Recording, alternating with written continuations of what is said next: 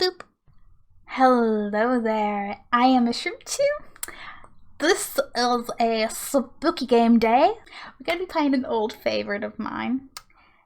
If you were into horror games of the mid to early 2000s and or point and click flash games, you probably know this one. It's Ex Mortis. Full disclaimer, I read every single journal page and book in this. If you're here for that, that's cool. If you're kind of like, skip to the action, skip to the finding things, there's timestamps down in the description. So obviously, it's on Newsgrounds. Obviously we are in the year 2021 where the powers that be have went, no, Flash, your time is up. But there's a whole bunch of workarounds. So today's workaround is brought to you by Newsgrounds player and changing the date of my computer to before the date of Flash. Seriously, what Flash ever do to them?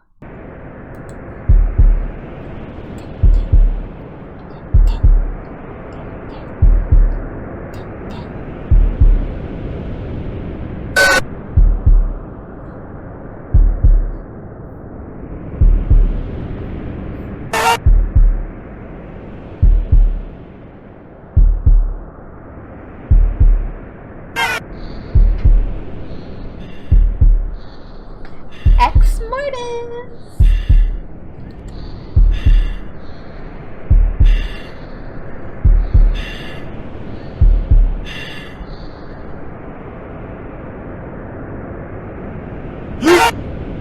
Okay, that one was a little more like a screamer.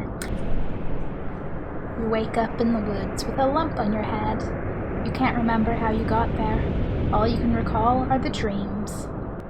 It's late, cold, and you are unsure of where you are exactly. Fighting through the headache, you regain your focus. You see a house in a clearing and decide to shelter there. Anything is better than freezing to death in the woods.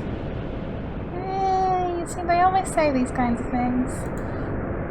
And then, you change your mind a little bit.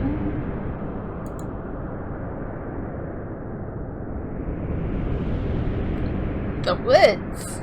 Oh, I love this house. I mean, I don't love it, but... And yes, I want to build it in The Sims just a little bit. Just a little bit. Let's go into the house. It'll be warmer and safer.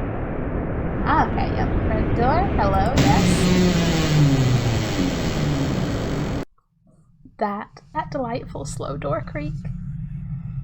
Okay, yeah, because we have the second level there, and doors and there. A hallway shrouded in the shadows. Don't you love it? Don't you love being shrouded in shadows?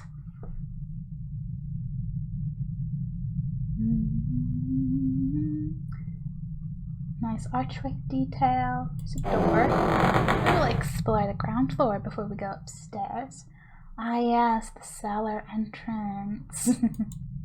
The handle turns, but the door refuses to budge.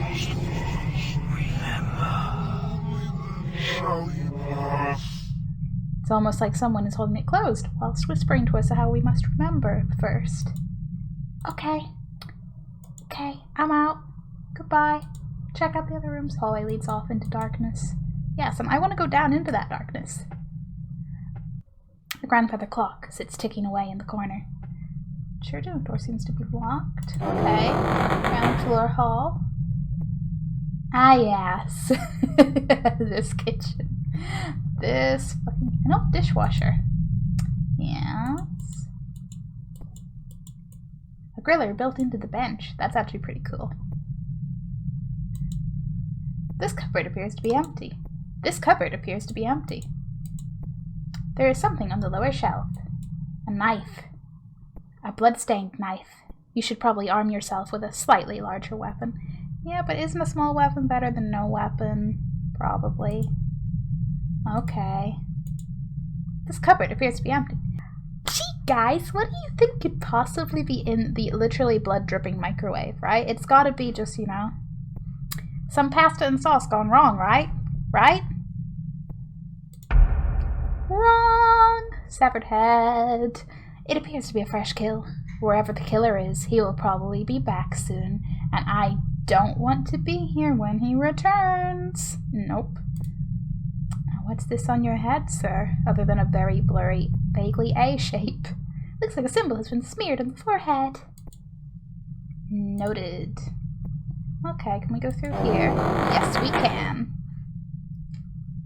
There is nothing of interest on this coffee table, but stains these chairs.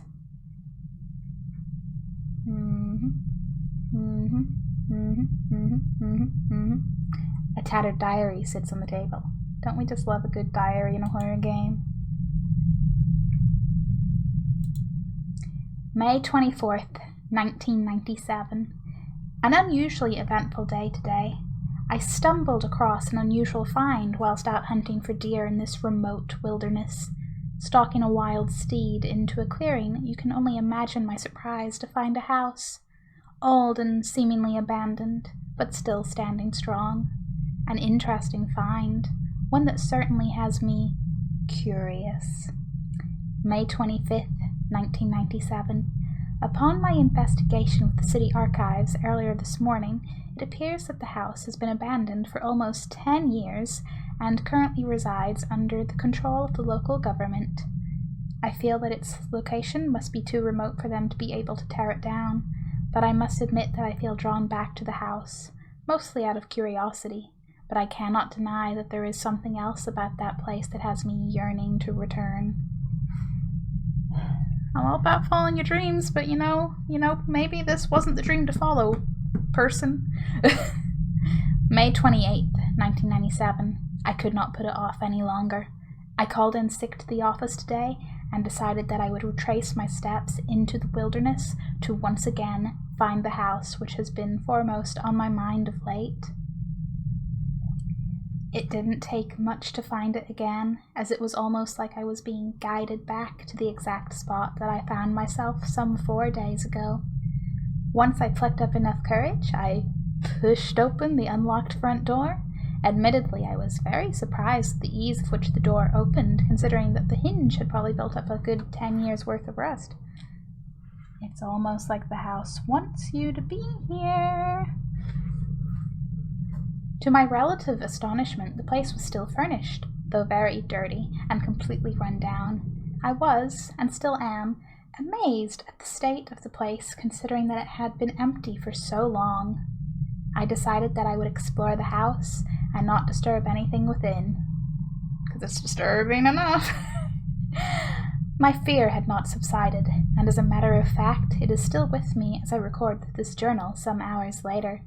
My curiosity took me through the kitchen, bedroom, and lounge room before a thumping noise from the roof on the second level startled me so much that I ran straight out the front door and back through the forest to my automobile. As it was, I almost fell off a small ledge and into the thicket below. I felt like a complete fool being scared off by rats, which I assumed they were. Yes, rats. Just adorable little squeakers, or not so little squeakers as the case may be. Or not so little squeakers as the case may be. May 29th, 1997. I had a nightmare last night. All I can remember is the blood and the frightened screams surrounding me. And the house. The house was in my nightmare too. May 30th, 1997. I called in sick to work once again, so that I could venture out to the wilderness and explore the abandoned house once more. Not surprisingly, I found the structure with relative ease, as I did yesterday. However, I was startled when I noticed that the front door was closed. I am certain that when I left in such a hurry the other day that the door had been left ajar. In any case, I eventually attributed the closed door to the wind, as I was clearly the only person who had been in the old house recently. Yeah, the only person. I repeatedly scoured through the house for anything interesting, heading back through previously visited rooms. Once again, as I passed through the hallway and outside the main bedroom on the second level, I heard heavy thumping coming from the roof. I was instantly very tempted to repeat yesterday's dash from the house, but I swallowed my fear and continued on with the exploration. In the limited time that I had before dusk, unfortunately I did not uncover anything that would help explain the mysterious disappearance of the most recent tenants. May 31st, 1997. I sit here in the lounge room of the old house by candlelight, recording in this journal the events that have transpired today. Although I am scared to within an inch of my life, I am bound to this house, and I feel that I do not have the strength or resolve to run back to my car at such an advanced hour. As I have for the past week, I return to this house with the intent of uncovering anything that could help answer the question of its missing tenant. I failed to uncover anything that could help the cause, but what I did find seems far more precious and disturbing than I could have ever hoped for. As I was scouring the library for any misplaced photos or letters, I almost tripped myself over a leather-bound book sitting in the middle of the dusty floor. I was certainly miffed as to how I missed it in my movements through this house of the past few days. Picking up the book, I felt a slight empowerment rush through me. The distant sound of wind began to sound like whispers, and the room in which I was standing seemed to darken. I wondered what knowledge the scribe had passed down the ages for me. Enchanted by this aging literature, I retreated back into the lounge room, settled down in one of the most comfortable chairs, and continued to read through the contents of this book. Written in what seemed to be a red ink of some sort. A lot of the content didn't initially make sense to me, as the majority of it is written in a language that is foreign to me. But in the back of the book there were abridged translations written by a Mr. Xavier Rehaim from 1890. The majority of what I could understand seemed rather jumbled and nonsensical. Rather disappointed, I closed the book and relieved myself of its burden. Things from this point became rather blurred and frighteningly surreal.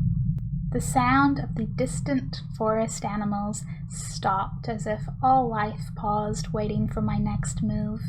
The wind outside stopped pounding against the shuttered windows, and the candle winked out of existence, leaving me in almost pitch-black conditions. I listened closely, and all I could hear over my heartbeat and rasping breath was the whispering that I shrugged off before. It was coming from every direction, yet no direction at all. The whispering slowly got louder until it sounded like a dull roar. Voices of many different types called out. They cried in pain, screamed my name, and some shouted obscenities I dare not repeat. There were so many of them, so many voices. I felt multiple hands pin me down to the chair by my upper torso, but every time I flailed my arms out in front of me, they connected with nothing but air. The harder I was pressed against the chair, the harder it was for me to breathe, and soon I could not breathe at all. I blacked out. The last thing that I remember was a flash of my nightmare from the night before, a flash of the blood, a flash of the screams, the house. I woke up about 20 minutes ago, slumped in the same chair. It is now long after dark, and I dare not brave the sub-zero temperatures of the woodland winter to return home this evening. Tonight I will be staying here in this accursed house. I sometimes think that I can still hear the whispering, or are they just echoes of my earlier brush with madness? I can feel the urge of slumber rush towards me like a freight train. I pray that I survive the night. June 1st, 1997. Plagued by nightmares more vivid than I care to remember, I awoke screaming.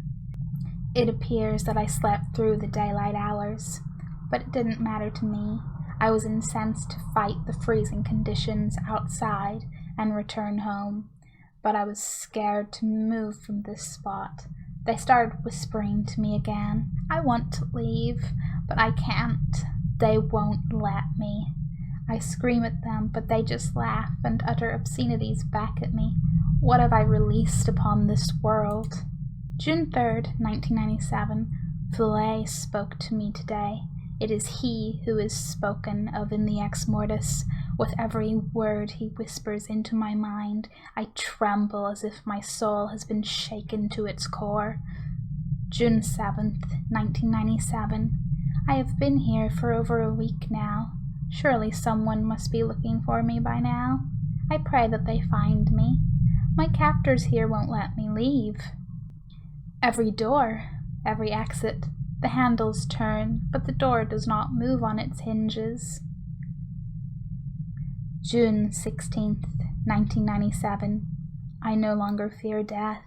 I actually pray that it comes for me. June 30th, 1997. They still torment me, keeping me here, keeping me alive. They need me to. I can't even write of it. July 20th, 1997. Geez, that's almost a month later. That's a lot of time for things to happen. I feel my sanity has almost left me. I hallucinate so vividly, I can't tell what's real and what is not anymore.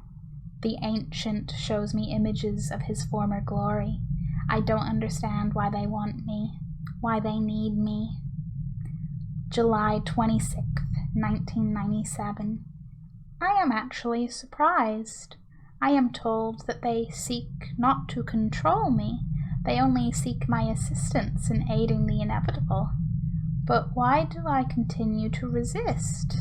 What they tell me makes more sense than anything I have ever known, but I still fear them and what they will do to me should I refuse. But at this moment, I can't think of a single reason why I should. August 13th, 1997. Is acceptance all that I have ever yearned for? But the greater good here is far more complicated, yet so much easier to obtain. They smile upon me now. Strangely, though, I like it. I find myself basking in the warmth of their chilling promises. Excuse me, diary writer person, but basking in the warmth of chilling promises might be a red flag. It's your own description, and it's a little yikes. August 22nd, 1997. I am comfortable, and I am learning about the true nature of the world and what is beyond it. I don't know why I continue writing in this journal. I guess that it's the last semblance of humanity that I have within me. It's ridiculous, though. I am becoming much more than human with every moment that I spend under their patient tutelage. I have been tempted to throw this journal into the fire on many occasions.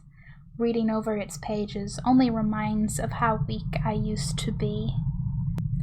I've lost track of the day, but I am sure that I have been here for over a year. It has been a long time since I have entered anything into this journal. I can rejoice, though. We will have company. At last! I will finally be rewarded. A group approacheth to provide me with the everlasting cup of life. A day away, no more, no less, I am told. Wrath, death, blood. My day has finally arrived. The Ex Mortis shall make the world remember what was, and I will be integral in reinstating what will be. I can see them now, a group of campers as I was promised, 3 males and 2 females. Now all I can do is wait for my time, become their hand.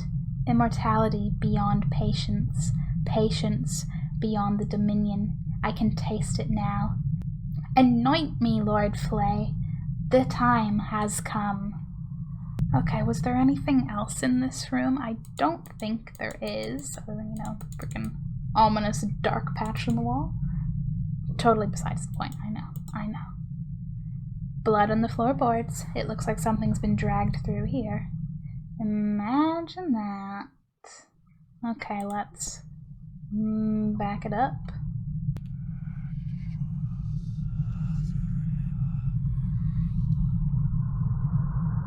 I don't know what they said, but I sure heard those whispers. Okay, let's go up to the second level where nothing could be worse, right? You know, after reading all that journal entry about the thumping up on the roof and all. Moonlight streams through this window. How lovely. Yes, go to the left first. Second level hallway. The door has no handle. Oh no. Okay, can't go that way. If we want to go to the right. Hopefully the doors on this side have a handle. Hey, there's a hatch in the roof might lead to an attic. Ooh, it could be where this thumping's coming from. Oh yeah. Poor guy. Torso hung up by the arms has been ripped to shreds. You wretch at the mere sight. Guess this is one of those campers. Symbol written in the blood of this poor soul. We will pour the blood here of the poor soul. Yes, pour the blood of the poor soul here. Pour the poor here. Yep. Typos are valid. It's a mental image of, you know, them just with like a jug, just pouring the blood into that shape. But okay, that's like a backwardsy F kind of looking thing. Okay, when you actually click on it, it comes up. That's actually more of an E with a bit of a growth spurt. This is how I describe things, okay? There appears to be something scrawled in this plank. Oh. 3, 4, 8, 9. Let's remember this, okay, guys? We got a spooky blood symbol and a code. That works for us. Okay, let's go into this room. Ah, bedroom. The bedspread is soaked in someone's blood, and that's not the most shocking thing we've seen in this house. Okay, painting the walls of a familiar landscape. Hey, look, a safe. There was a safe hidden behind the painting. Wow, I didn't see that coming. I know, right? Like, who would hide a safe behind a painting? Unheard of. 3, 4, 8, 9. 3, 4, 8, 9. Enter. Access granted. Awesome. Oh. That's, a strange symbol smeared in blood on the safe wall. That one looks more like an... it appears to be a human heart. How delightful. And a dark leather-bound book titled Ex Mortis. This is the book that the person that wrote the journal found and read, and then everything went downhill. So of course we're going to pick up the book, right? Yep. Oh boy, are we gonna read the book? Oh, I think we are. The Book of Ex Mortis. What was? Before the dawn of man and beast, the earth realm was ruled by the ancients, mystical beings transcending life, death, time, and reality as most mere mortals know it. The days before life and light were ruled by darkness and chaos. The ancients roamed the plane of existence and lived in the blood of conquest and rule over lesser entities. There were many of these ruling archaic spirits. However, one by one, over many millennia, their greed and arrogance saw them turn against each other. They sought blood, destruction, and dominance over their own kind, and many immortal sentients met their demise as a result. The consolidation of the remaining power saw the ancients' rule divided amongst the remaining 3. Azrael, Kafta, and Flay frequently exerted their wrath and cruelty through their ferocity towards each other's dominion. The blood of many was spilt as the remaining 3 fought against his brother for the spoils and power that they each possessed. Upon the battlefield, Azrael's forces reduced the armies of Flay to dust, culminating in long-awaited glorious victory. But his compassion towards his defeated brother saw Flay get a reprieve from the certain destruction that he faced. Knowing that defeating Kafta's forces would require many more millennia of fighting, Azrael appointed Flay as his general, knowing that the power of the two ancients was enough to win undisputed control. In a final bloody battle in the crimson sky, the penultimate confrontation played out. Kafta, not realizing that Flay was still a corporal and leading Azrael's armies, made the grave mistake of underestimating the strength of his opponent. The losses took the Kafta forces by surprise, and before they had time to regroup, Flay had plunged his sword deep into the heart of his defenses. Azrael's forces streamed into the last stronghold of Kafta, slaying every sentient entity that stood against them. Kafta's army were eventually defeated, leaving Flay triumphant in his victory. His subordinates fought ferociously, and they were to be rewarded with a unified rule over the Earth realm. Azrael, holding no compassion towards Kafta as he had Flay, destroyed the life force of his nemesis and claimed the kingdom as his own. With his totalitarian control, he decided that Flay was no longer of use to him. Gee, no one saw that coming. Unfortunate for him, he did not count on his army siding with the powerful Flay. In a furious realization of this challenge in the face of certain ascension,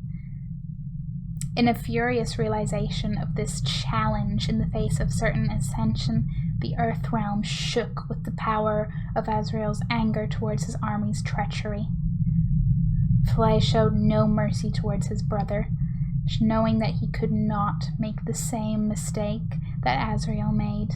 Without hesitation, Flay had Azrael slain by his own ethereal hand, and he assumed total control of the consolidated kingdom of the Earth realm. The tyrannical rule of Flay lasted for many millennia, with no one to challenge him. But conspire certain forces did against the sole remaining ancient. They bode their time, recruiting supporters of the overthrowing. Flay was ambushed and overpowered by his trusted advisors, but knowing that only one of his own kind could destroy him, he had his corporal presence removed to exist for eternity in the demonic spirit form. The remaining world of archaic lessers were dispersed and were governed under each individual's rule. It was true chaos with no joint agenda. Flay, without corporal form and no longer able to physically alter the world, roamed the Earth realm for the rest of existence. Diminished in power, he still had many followers to which he would spiritually combine his life force with. Instead of existing as a single powerful enemy, Flay becoming subversively indestructible by being many, he called his new legion of existence Ex Mortis. What is? The appearance of soul-bearing creatures of flesh and blood saw in new rule within the Earth realm. Over many thousands of years, man destroyed countless lesser entities, some very powerful, even some who helped overthrow Flay's previous rule. While man was physically weak in comparison to the entities of dark times, their souls gave them many advantages, and it was due to these advantages that the Earth realm entities were reduced to minimal numbers. A world once ruled with strength and might was now in the hands of the weak.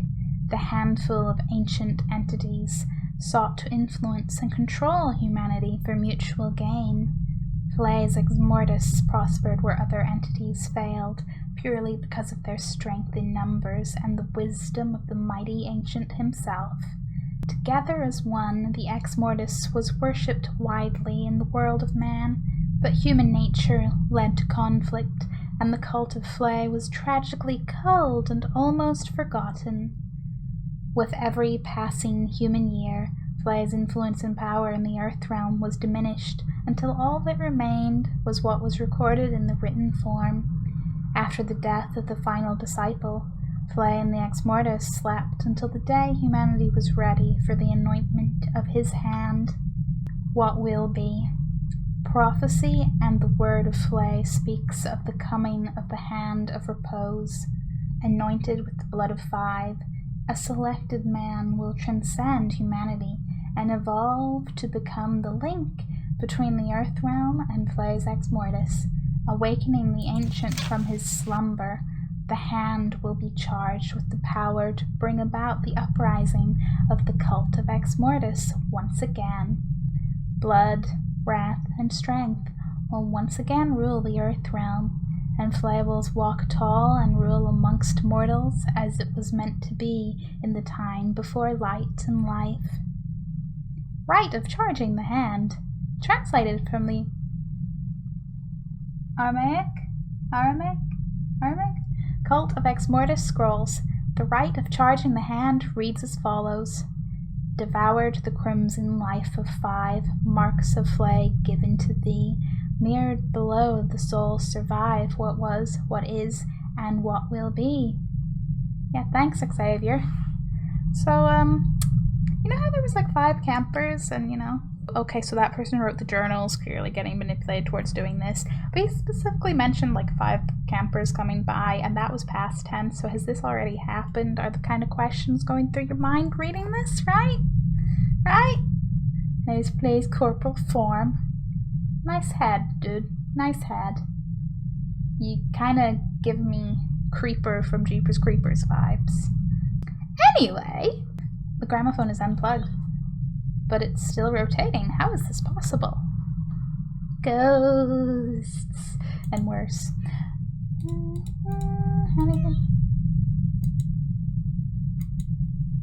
There's no breeze in here, so why is this roof lamp swinging? How the hell did so much blood get on the roof? Blood, it just does these things. And is this a bathroom? It sure is. The ensuite. The bathtub is filled with what seems to be blood. Might it be, say, about 5 people's blood? Just an ordinary, if somewhat dirty, bathroom sink. A key. I found a key lodged in the pipe of the sink. Awesome. Is that a symbol or anything, or just stuff and things? The window is boarded up, maybe by someone who valued their privacy. Well, we know we won't be jumping out the 2nd floor window from the bathroom to escape. No climbing out the window to get away. I want to go see if I can open that other door now.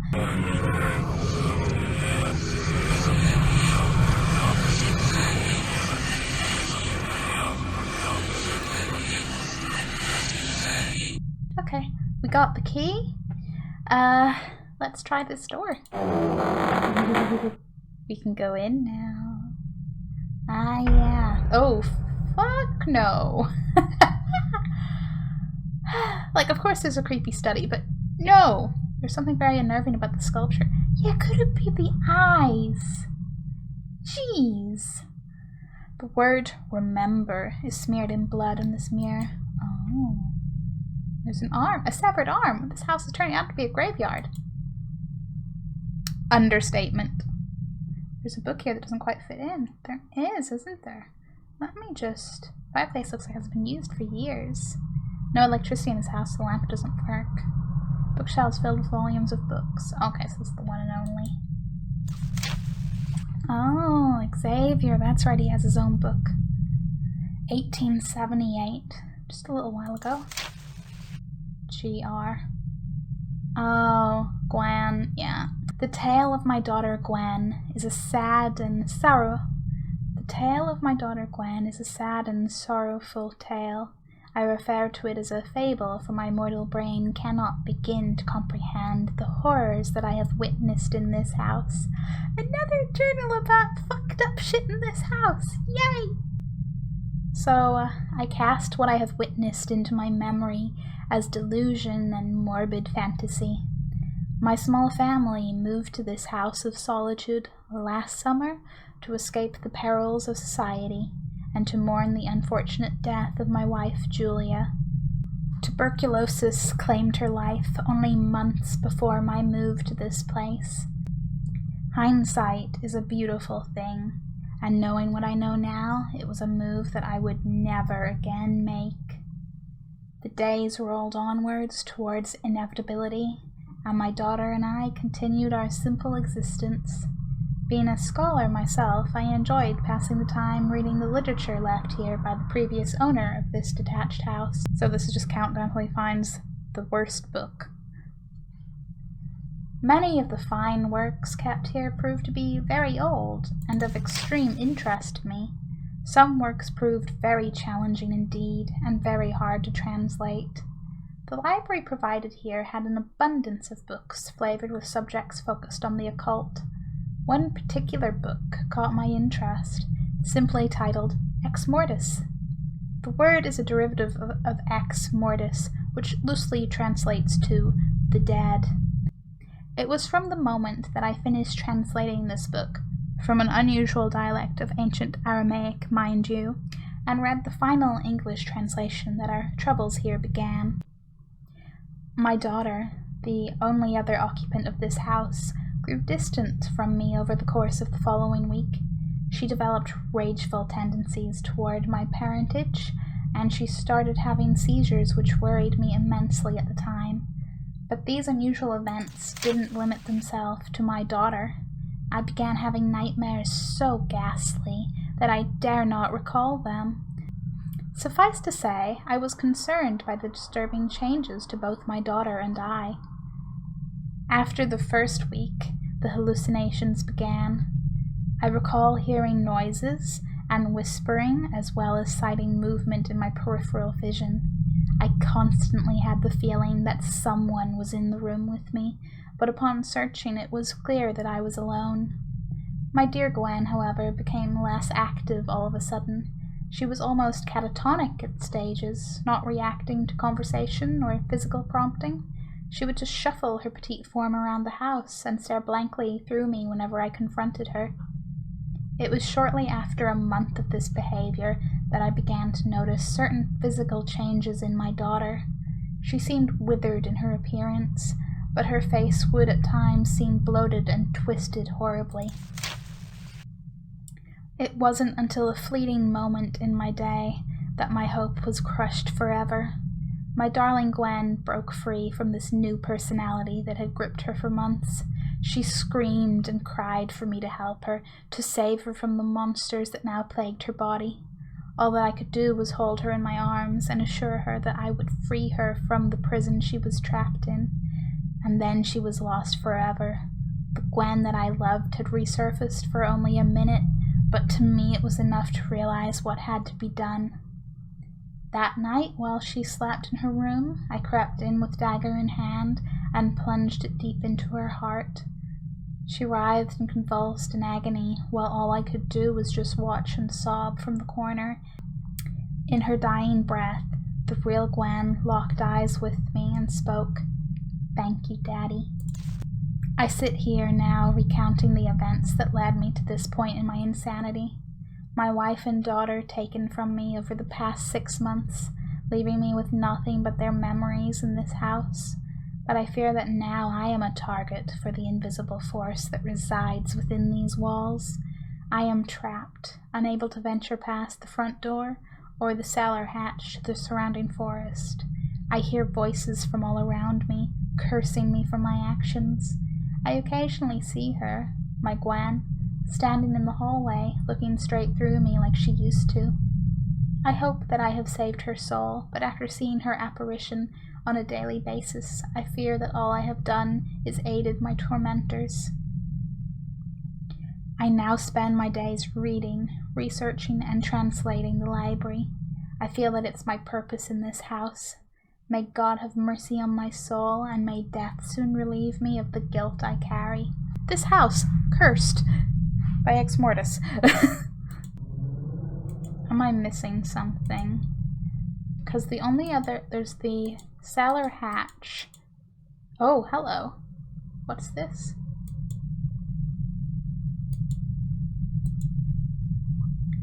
Shelves filled with volumes of books. Are you just showing me the volumes? Something has been written in blood, of course.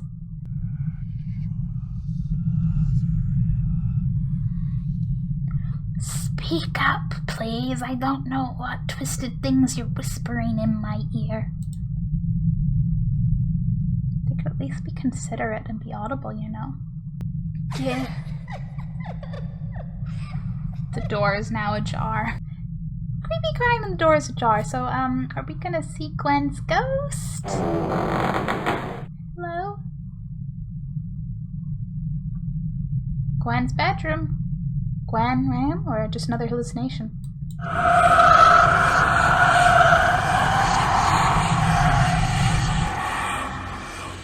Why not both? Game? Wake up!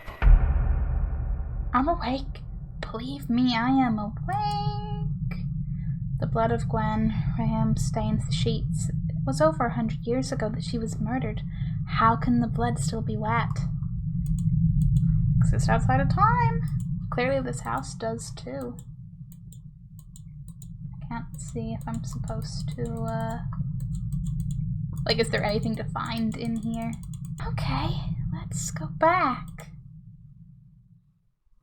Have I remembered enough yet? We've remembered enough. The door slams locked behind you. Well then, an old air filtration unit, but the ducting runs away from the actual house. Interesting. But yes, where else would we end up if not locked in the cellar?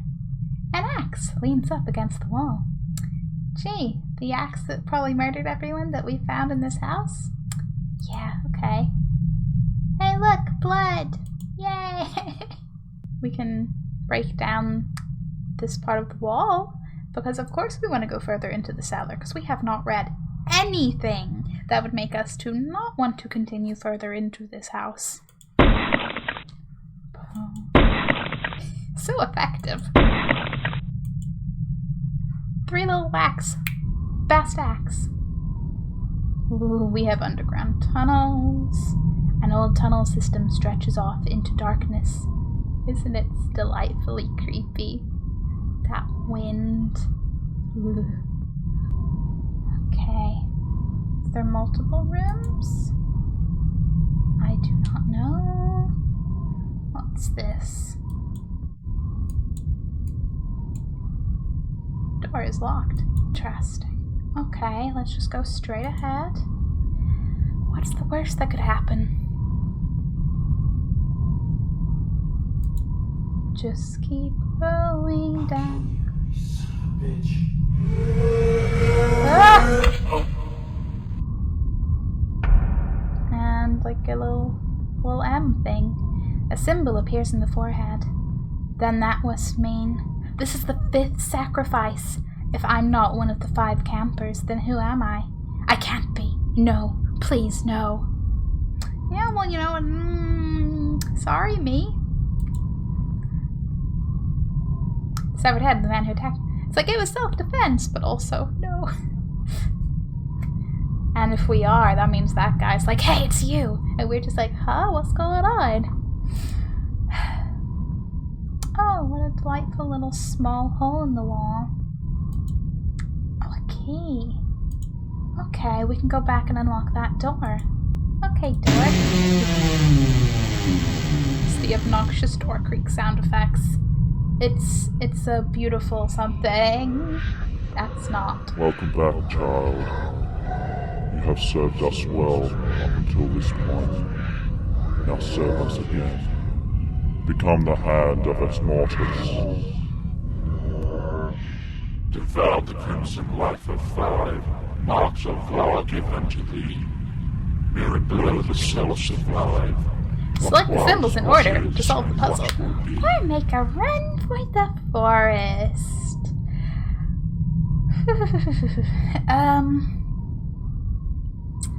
So, I'm kind of intrigued because I've tried to run before, and a way back when I showed my friend this game, who wasn't so into scary games at the time, but beautifully reactive. I was like, here, play this. And it turns out I kept getting stuck if I tried to run because I couldn't find the exit. Yeah, my monitor was just that dark because he was like, it's right here, what? Literally sent me a screenshot with it circled, and I was like, oh, my screen is just black. So, yeah, let's run for it. Ah. There's someone with stashed bodies. Don't start them. Run for it. Oh gosh. Keep going.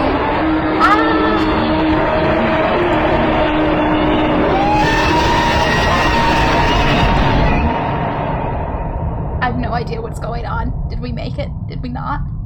You failed to escape the tunnels in time. Oh, I see. Foolish man, you will perish beyond avoidance. Well, like, no offense, I'm only clicking what there is to click on. Keep going! Keep going! Ah! Whew. I'm in the woods.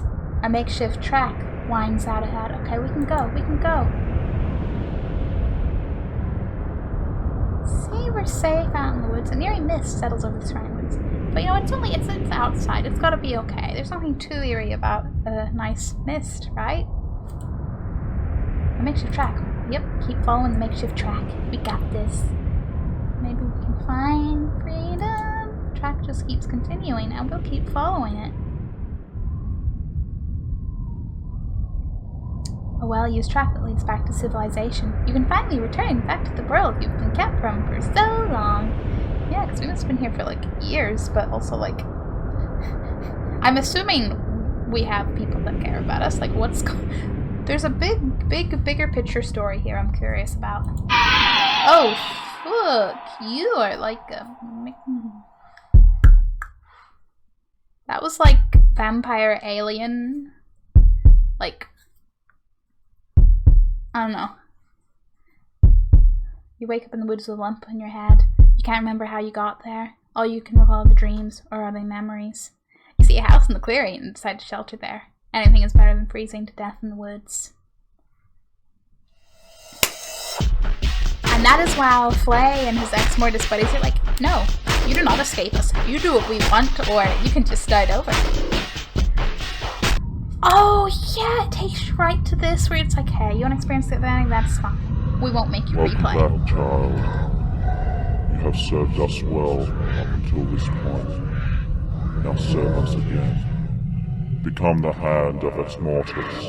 I want to be like, no, but we already did no. Found the crimson life of five. Marks of flower given to thee. That. Mere and blue of the source of life. What was, what is, and what will be. I am a goof. It's not the order you found them in, it's alphabetical order. Even easier than having to actually remember anything. Wow.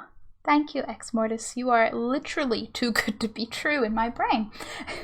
So with an A, F, M, U. Was that a creaky door effect? I mean, I suppose we did literally open a door of sorts. IDC Ex Mortis. Hello? Wanna be friends? Okay. Oh, Ex Mortis cult lures many. We got newspaper articles. Yes.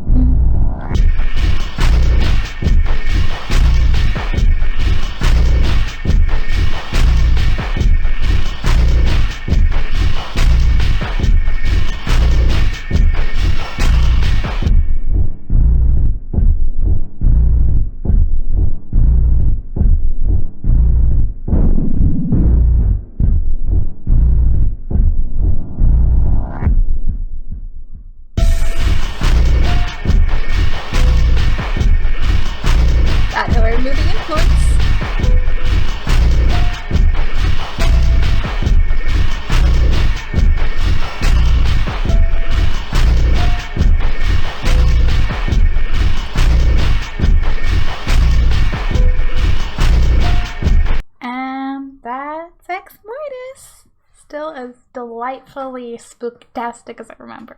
Like, I love the shit out of this. Thank you very much for watching. Variety is the spice of this channel, so if you want more horror, I got that. If you want things that are not so spooky, I also have that. that. I hope you have a wonderful day wherever you are, and I hope you're keeping as well as you can in this wacky, wacky world. Bye!